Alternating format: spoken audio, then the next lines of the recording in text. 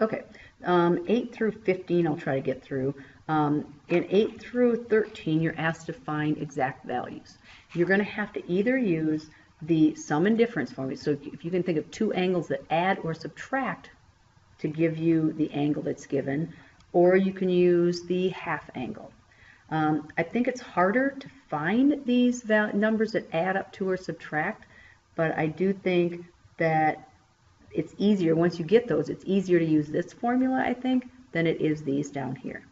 I'm going to do 8, 9, and 10 using the half angles, and then I'll do 11, 12, and 13 using the sum. And you can make the decision which we think is easier. Now, I will tell you on this one, if you have an odd multiple of pi over 8, you have to use the half angle formula. So the hardest thing to do with this is to decide what the u has to be in your formula. You want to take the sine of some angle over 2. Okay, you got to figure out what is that u, so that the sine of 9 pi over 8 is going to be equal to the sine of some angle. I got to decide what that is over 2. Like, what would that answer have to be? Something divided by 2 to get 9 pi over 8. And we talked about it in class. Like, if you set that 9 pi over 8 equal to something, some question mark over 2, and you're trying to figure out what is that angle, really all you're doing is multiplying by 2. And when you multiply by 2, what you're really doing is just taking the denominator and cutting it in half, because you're multiplying by 2 and the 2 will cancel. So really, you don't have to think about that every time. You hopefully will see that, oh, that's just then the sine of 9 pi over 8 is really going to be the sine of 9 pi over 4 over 2. This 9 pi over 4 divided by 2 is the same thing as 9 pi over 8. Okay, so that's the first thing. You have to be able to find that angle. All right, once you have your angle, you're going to use your trig identity. So the sine of an angle divided by 2, a half angle. It says we're going to do plus or minus the square root of 1 minus the cosine over 2.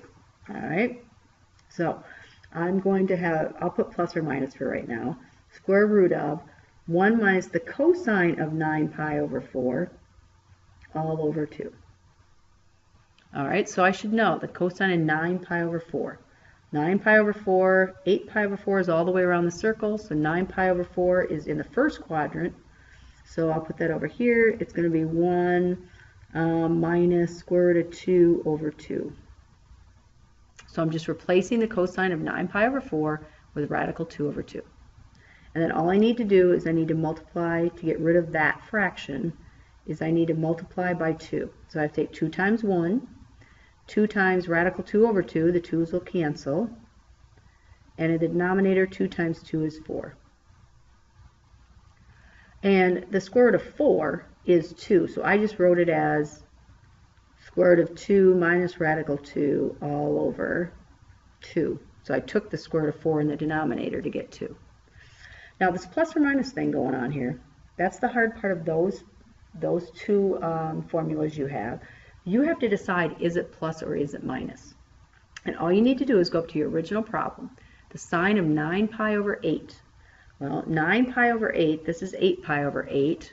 So 9 pi over 8 is in the third quadrant. So the sine and cosine are both negative.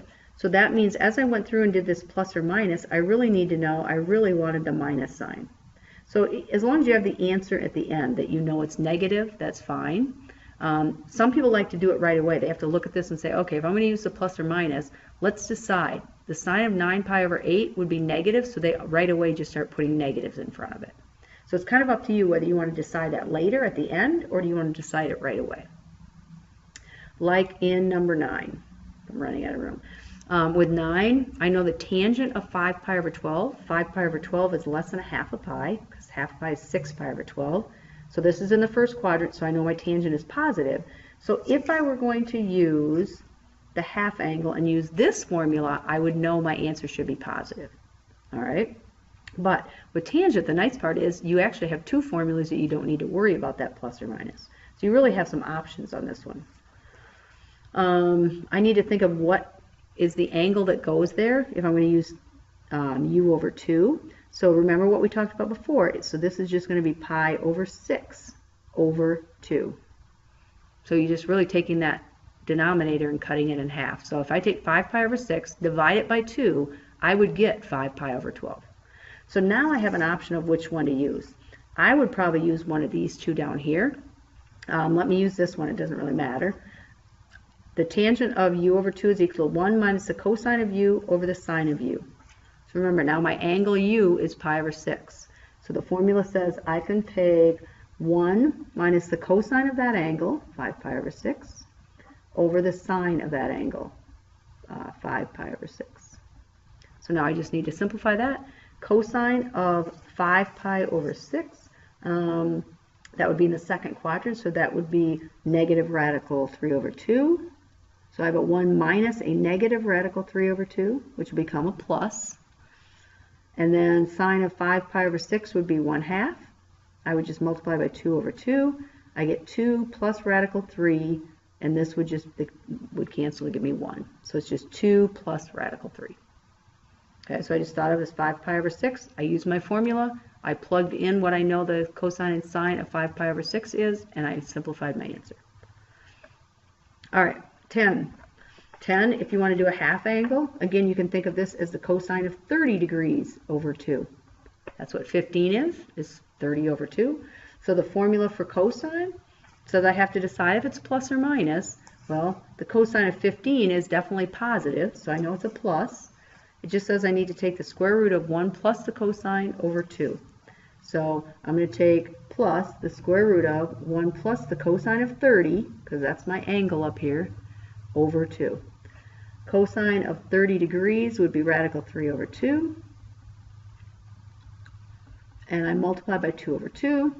I'm going to get square root of 2 plus square root of 3 all over 4. Square root of 4 in the denominator is 2, so in the numerator, I'm left with that. In the denominator, I get 2. And again, it's positive because cosine of 15 is definitely positive. All right, now let's talk about doing the sum ones. So if you have an angle like 11 pi over 12, if you don't want to do it like the way we did on the top, we can think of two things that would add up to give me 11 pi over 12.